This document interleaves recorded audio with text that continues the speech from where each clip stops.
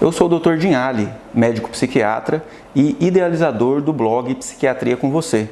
E hoje a gente vai estar falando sobre o assunto ansiedade. O que é a ansiedade?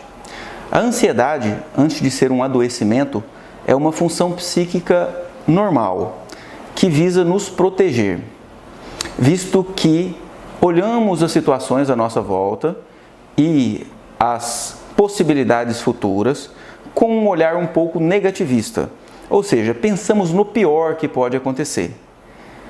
Quando pensamos no pior que pode acontecer, nós tomamos os nossos cuidados para não deixar que esse pior aconteça. Porém, existe aí uma avaliação de risco.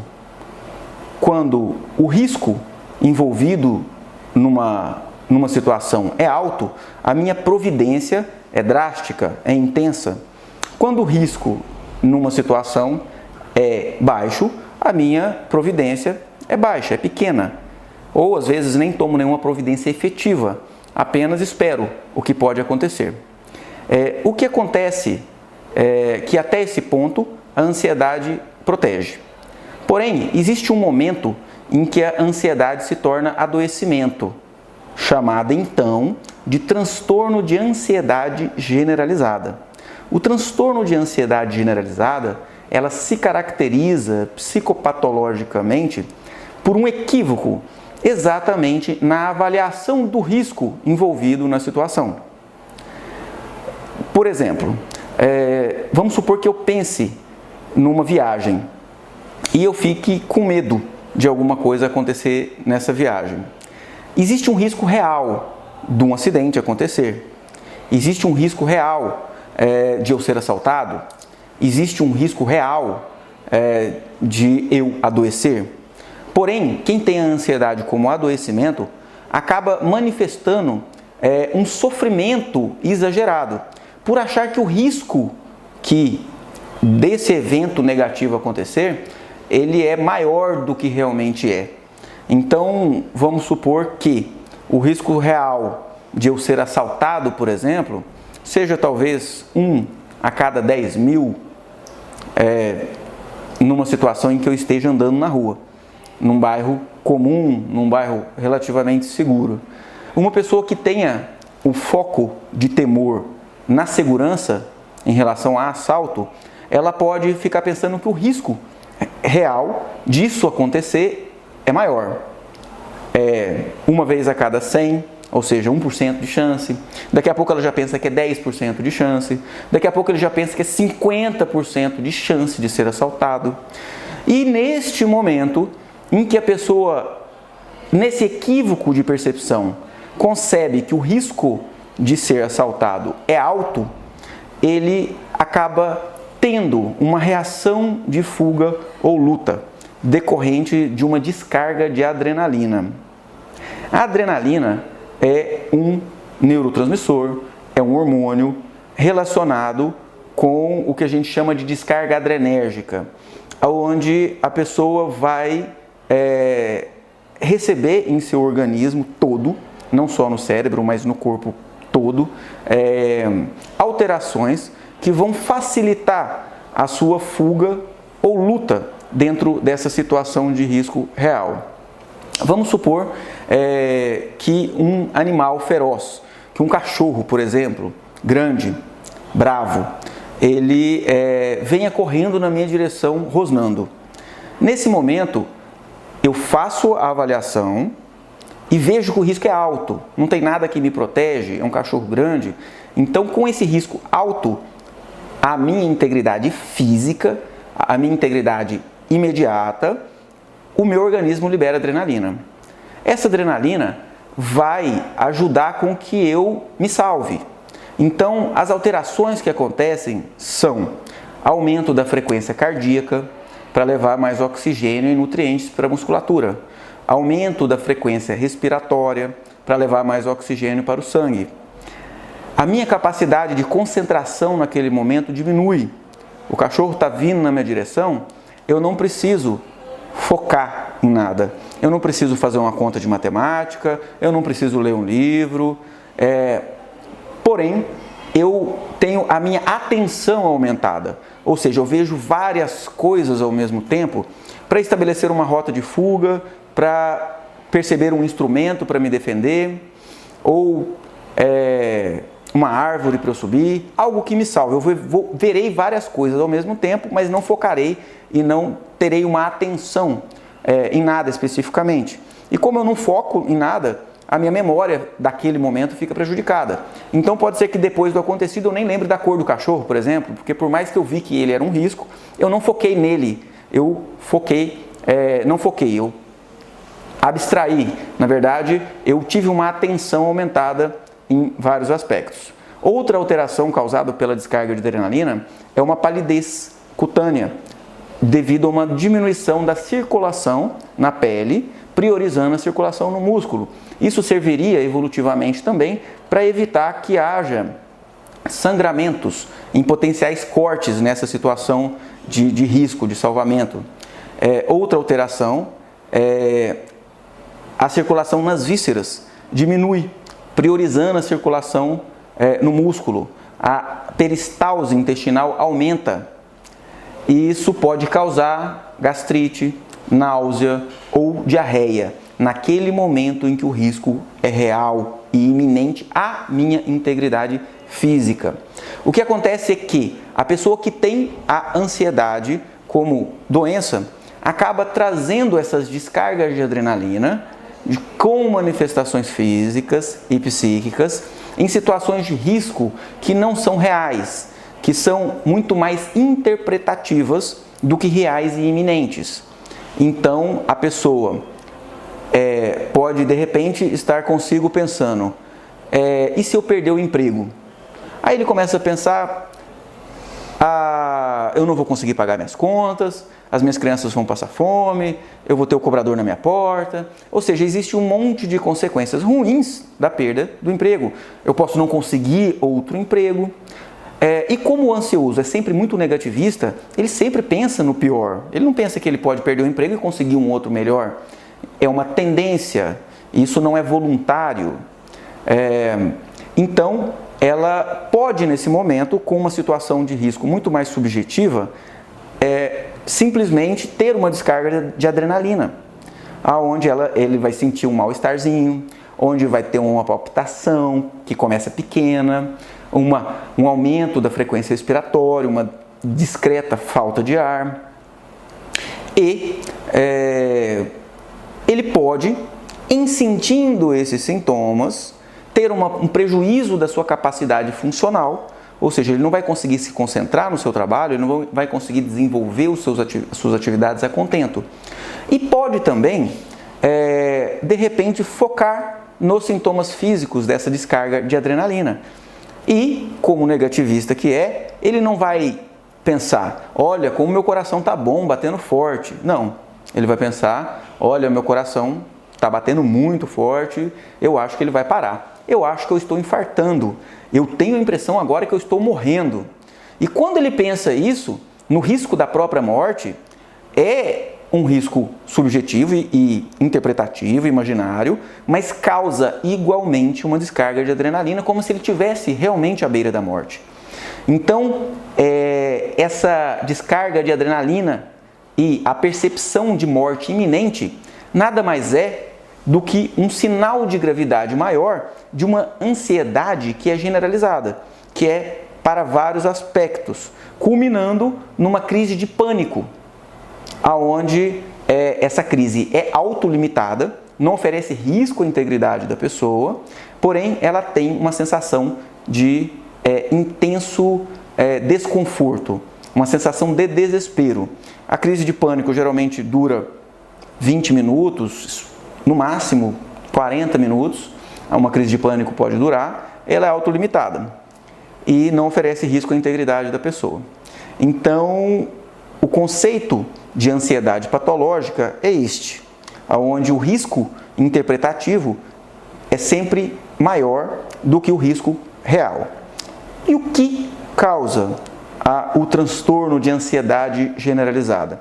Nós temos nitidamente definido um fator genético, um fator hereditário, onde filhos de pais com ansiedade, tem uma chance maior de ter ansiedade. E dentro dos transtornos mentais, a gente tem uma herança muitas vezes alternada. Por exemplo, eu posso ter um tio com depressão e eu posso desenvolver depressão, e eu posso desenvolver ansiedade. Eu posso ter um avô com transtorno bipolar e eu posso desenvolver esquizofrenia. Então, entre os transtornos mentais, há muitas vezes uma alternância, não quer dizer necessariamente que vai ter o mesmo. Eu posso ter meu pai com toque, eu posso ter uma ansiedade generalizada ou um transtorno de pânico. Então, há um fator genético muito bem estabelecido. E também bem estabelecido fatores ambientais, onde a história de vida da pessoa pode agravar. Por exemplo, pela violência na infância, situações de vulnerabilidade, um aprendizado temeroso. Aquela mãe, meu filho não faz isso, meu filho vai cair, meu filho não sai na rua. Isso é aprendido também. E aí cresce uma pessoa que tem uma ansiedade também aprendida, mais fácil de tratar cognitivamente, porque o fator neurobioquímico é menos intenso, mas é algo que também contribui para a causa do transtorno de ansiedade generalizada. E quais são os sintomas? Dá para a gente concluir, através do que a gente explicou sobre a descarga de adrenalina, que a ansiedade muitas vezes traz palpitações, falta de ar, uma sensação de risco iminente, uma dificuldade de concentração, consequentemente uma dificuldade de memorização, gastrite, diarreia, nitidamente relacionada com ansiedade, nitidamente relacionada com temor, chamada também na gastrologia como síndrome do cólon irritável, onde a pessoa tem uma diarreia sempre decorrente de uma situação de estresse. A pessoa fica pálida, traz uma sudorese fria, a pessoa pode ter uma dormência nas mãos, nos lábios, pode ter insônia, obviamente, porque com uma descarga de adrenalina, ninguém dorme. E dessa forma, esses sintomas se apresentam sempre associados a sensações de risco. Risco interpretativos, porém reais. A ansiedade, ela é um dos transtornos da neurose. E ela tem várias manifestações. Assim como o pânico, uma crise de pânico é decorrente de uma ansiedade que geralmente é para vários aspectos. Existe também o TOC, que é o transtorno obsessivo compulsivo, que eu vou falar de uma forma bem breve, só para contextualizar. O pensamento obsessivo, ele é conceitualmente um pensamento intrusivo, um pensamento que entra na nossa cabeça sem que tenhamos controle sobre ele. Esse pensamento obsessivo, ele pode acontecer na normalidade, numa situação onde ele me proteja. Vamos supor que eu esteja, por exemplo, à beira de um precipício, à beira de um buraco muito grande. Naquele momento que eu estou ali, em que eu já interpretei o risco, eu não vou conseguir parar de pensar no precipício. Eu não vou conseguir parar de lembrar do risco que isso oferece. Eu posso estar conversando com uma pessoa aqui, nem vou conseguir conversar direito. Nessa beiradinha eu não vou conseguir fazer uma conta de matemática e nem muito menos eu vou conseguir deitar ali nessa beirada do precipício e dormir. Por quê? Porque o risco iminente faz com que a lembrança daquele precipício fique se repetindo na minha cabeça de uma forma obsessiva, de uma forma intrusiva, me levando a um comportamento compulsivo de afastamento do risco. Então, o pensamento obsessivo ele pode acontecer na normalidade, de forma protetiva, e ele acontece no TOC, que é o transtorno obsessivo compulsivo, que é um acometimento patológico, visto que todos os adoecimentos psíquicos, todos os adoecimentos psiquiátricos, eles são a exacerbação de uma função psíquica que é normal, que acontece numa intensidade menor. E o TOC, ele vai acontecer quando o pensamento obsessivo, ele se repete com conteúdos que não são de risco real, mas de risco imaginário, levando a um comportamento compulsivo de alívio. Ou seja, a pessoa pensa, será que eu tranquei a porta? Será que eu desliguei o gás? A pessoa muitas vezes lembra-se que desligou o gás. Mas, porém, essa repetição desse pensamento em sua cabeça faz com que ele tenha um comportamento compulsivo e ir lá e checar. E confere. E quando ele confere, o pensamento cede. Quando o toque é mais grave, esse pensamento não cede tão rapidamente. Ok? E como que se faz o diagnóstico do transtorno de ansiedade generalizada? O diagnóstico ele é um diagnóstico médico, né? Consultar com um médico é importante para que ele te dê esse diagnóstico, um médico psiquiatra de preferência. Porém, o que separa a normalidade do patológico em psiquiatria é sempre o sofrimento, é sempre o prejuízo da qualidade de vida, é sempre o déficit funcional. Há sofrimento, merece uma intervenção, visto que não intervir numa situação de sofrimento é negligenciar a possibilidade de uma melhora. E então, conhecendo do que se trata, entendendo a causa e recebendo-se o diagnóstico, como faremos com o tratamento? Como tratamos o transtorno de ansiedade generalizada? O tratamento ele consiste, primeiramente, no tratamento farmacológico. As medicações que usamos hoje em dia são extremamente eficientes no sentido de reduzir essa avaliação equivocada de risco. Elas são muito eficientes para diminuir os sintomas físicos e psicológicos da ansiedade generalizada. São medicações extremamente seguras, ou seja, que não causam dependência, não diminui a memória, não intoxica. E o tratamento para ansiedade, com o medicamento, ele tem início, meio e fim. As pessoas têm muito temor de ficar dependente, temor de ficar dopado, de se intoxicar. Isso advém de um preconceito, de um conceito prévio de uma psiquiatria de 40 anos atrás, onde as pessoas realmente tinham, quando fazendo um tratamento, muito prejuízos pelos efeitos colaterais dos medicamentos que existiam naquela época. Então as pessoas ficavam muito sedadas, com efeitos colaterais de tremor, as medicações realmente causavam dependências, por exemplo, com as medicações benzodiazepínicas, que são os hoje conhecidos como tarja preta. Porém, isso de vários anos para cá mudou totalmente, onde as medicações são muito seguras.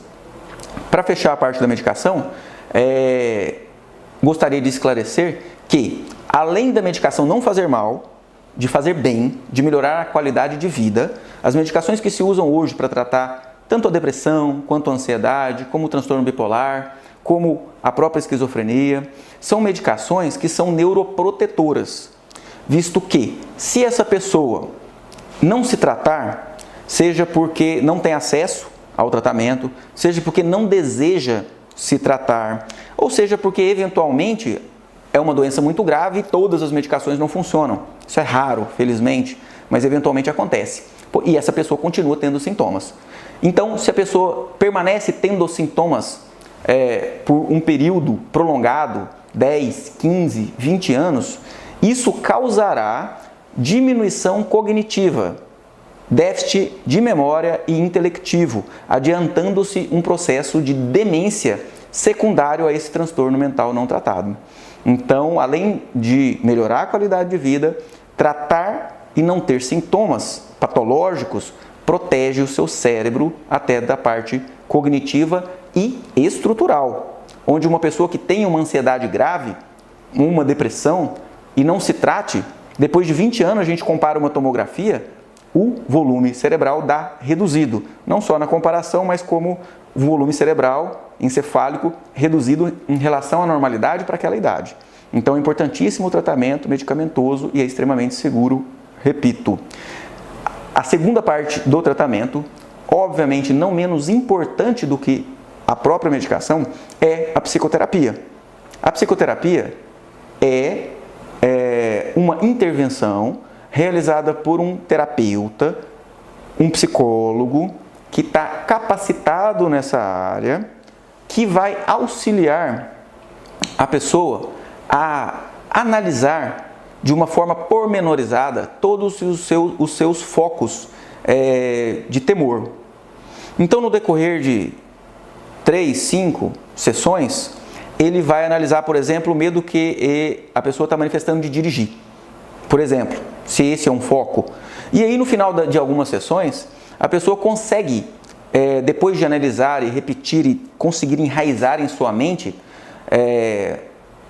uma avaliação mais real dos riscos envolvidos, ela vai chegar na situação de dirigir e realmente vai falar, olha, eu posso me sentir seguro, vai se sentir consigo, eu me sinto seguro, vai dirigir de uma forma mais tranquila. A psicoterapia, ela é realizada geralmente uma vez por semana, durante o período de 1 hora, onde são trabalhados esses conteúdos de temor em relação à ansiedade.